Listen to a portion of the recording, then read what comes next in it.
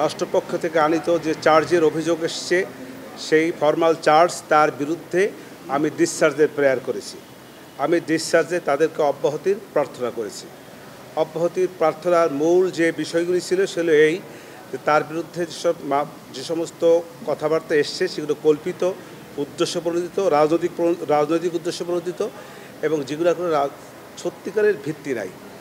এবং ওনার যে রাজনৈতিক দর্শনে এবং দীর্ঘ বছরের শাসনামলে এই সাবেক প্রাইম মিনিস্টারের যে সমস্ত কল্যাণ, যে সমস্ত ভালো ভালো কাজ, এই সব বিষয়ে তার প্রতি রাজনৈতিকভাবে ঈর্ষান্বিত হইয়া এই মামলাটার আনয়ন করা হয়েছে। এটি হলো মূল বক্তব্য। বান্ডেল থাকলে প্রতি সেনমানিতে টাকা বাঁচবে। বিকাশ সেনমানি বান্ডেল কিনে জিতুন প্রতি লেনদেনে। প্রথম কথা হলো যে সে রাজাকারের নাতিপুতির যে বক্তব্যটা এসছে, সাবেক প্রধানমন্ত্রী রাজাকারের নাতিপুতি এইভাবে উনি বলতে চান না এবং বলেনও নাই। আর রাজাকারকে ধ্বংস করে দেওয়া, তাদেরকে হত্যা করা, এরকম একটা প্রশ্ন আসছে এই মামলার মধ্যে। সেক্ষেত্রে আমি বলেছি যে উনি দীর্ঘ বছর শাসনামলে ছিলেন।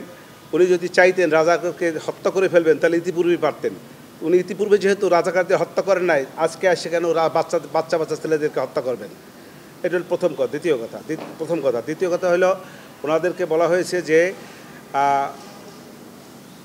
তাপস সাহেবের সঙ্গে উনি ফোনালাপ করেছেন, সেই ফোনালাপে বিভিন্ন ছাত্রদেরকে হত্যার নির্দেশ দিয়েছেন। আমি বলেছি এটা সঠিকটা, এরকম কোনো নির্দেশ প্রশাসনের পক্ষ থেকে কোনো ডকুমেন্টারি কোনো এভিডেন্স তাদের কাছে নাই।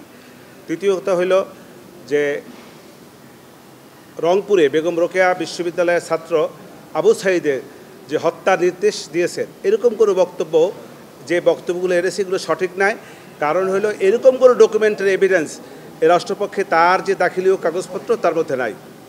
আর 4 এবং 5 নম্বর যে অভিযোগগুলি সেইগুলি বেলা 5টার, উনি তো বেলা 2টার, ওখানে বলা হয়েছে 14 আগস্ট থেকে 5ই আগস্ট, হ্যাঁ 14 জুলাই থেকে 5ই আগস্ট 2টা 30 মিনিট বোধহয় সম্ভবত, পারহ্যাপস হয়তো একটু ভুল হতে পারে, সেইখানে মধ্যে ঘটনা।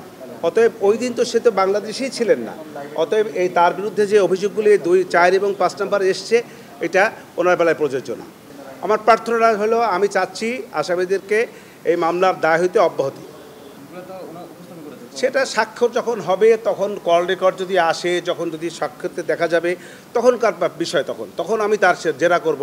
জেরায় যদি আমি সেই কল রেকর্ডকে মিথ্যা প্রমাণিত করতে পারি তাহলে এটা আমার পক্ষে যাবে, আর যদি মিথ্যা প্রমাণিত না করতে পারেন বিপক্ষে যাবে। ঊর্ধ্বতন কর্তৃপক্ষের দায়ের বিষয়ে আমার বক্তব্য হলো এই যে ঊর্ধ্বতন কর্তৃপক্ষ হিসেবে যে কথাগুলি বলেছে সঠিক বলে না।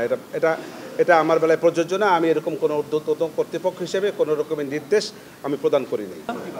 সাবেক স্বরাষ্ট্রমন্ত্রী আসাদুজ্জামান খান কামাল এবং সাবেক আইজিপি চৌধুরী আবদুল্লাহ আল মামুন, এই 3 জনের বিরুদ্ধে জুলাই আগস্ট গণ অভ্যুত্থান চলাকালে মানবতা বিরোধী অপরাধের অভিযোগের মামলার 4 শুনানির জন্য দিন ধার্য ছিল।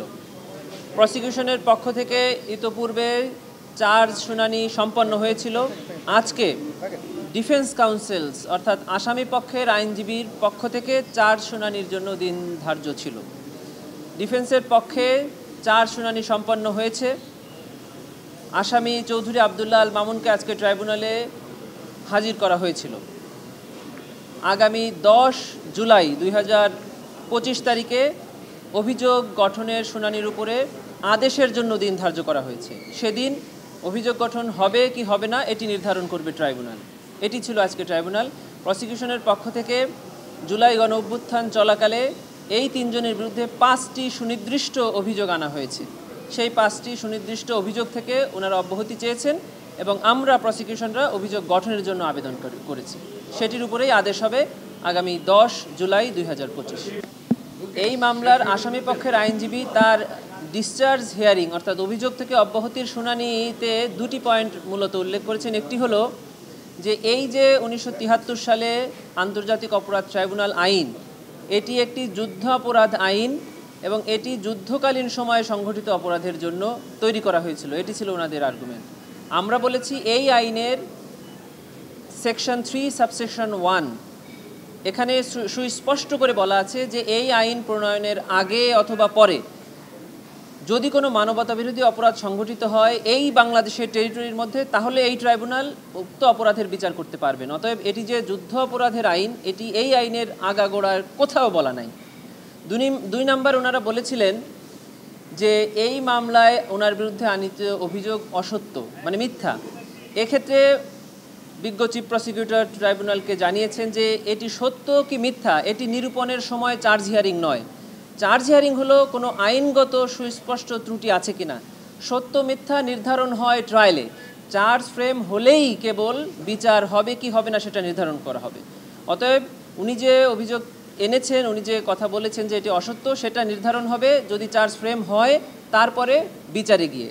সেজন্য ওনার এই সাবমিশন গ্রহণযোগ্য নয়, এটি আমাদের পক্ষ থেকে বিজ্ঞ চিফ প্রসিকিউটর বলেছেন। ওয়াইড স্প্রেড অ্যান্ড সিস্টেম্যাটিক মানে হলো যে ইন্টারন্যাশনাল ক্রাইমসের ডেফিনেশনে পড়তে গেলে মানবতাবিরোধী অপরাধের ক্ষেত্রে কোনো অপরাধ কোনো একটি জায়গায় সংঘটিত হয়ে সেটি সারা দেশব্যাপী ছড়িয়ে পড়তে হয় এবং সকল হত্যাকাণ্ড একই প্যাটার্নে হতে হয়। এটাই হলো সিস্টেম্যাটিক অ্যান্ড ওয়াইড স্প্রেড। এই ঘটনাটি ঘটে নাই মর্মে উনি বলেছেন। আমাদের বক্তব্য একই, যে এটি ঘটেছে কি ঘটে নাই সেটি নির্ধারিত হবে ট্রায়ালে গিয়ে। অতএব চার্জ ফ্রেম হলেই বোঝা যাবে, যখন সাক্ষ্য আসবে, যখন ডকুমেন্টারি এভিডেন্স ট্রাইব্যুনালে উপস্থাপন হবে, তখন বোঝা যাবে যে এটি ঘটেছে কি ঘটে নাই। সেজন্য আমরা চার্জ ফ্রেমের আবেদন করেছি।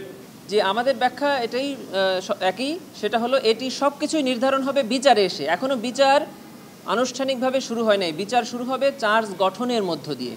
অতএব চার্জ গঠন না হলে এই কথাগুলো উনি যে বলছেন বা আমরা যে কথাগুলো অভিযোগগুলো এনেছি এটা সত্য কি নয় সেটি নিরূপণ হবে বিচারে। অতএব বিচার শুরু হোক চার্জ গঠনের মাধ্যমে, তখন দেখা যাবে এটা সত্য কিনা। তো এটা সত্য কি অসত্য সেটা বিচারে নির্ধারণ হবে। আর প্রসিকিউশনের পক্ষ থেকে বলেছিলাম যে উনি যে উস্কানিমূলক বক্তব্য এবং অর্ডার দিয়েছেন লেথাল উইপন ব্যবহার করে হত্যা, সেই অর্ডারটা তখনও চলছিল। উনি চলে গেছেন কিন্তু ওনার অর্ডারের এক্সিকিউশনটা, অর্ডারের প্রিভিলেন্সটা তখনও বিদ্যমান ছিল। এজন্য ওই অর্ডারের ফলশ্রুতিতে এই ঘটনাগুলো ঘটেছে। এটাই প্রসিকিউশন। Thank you.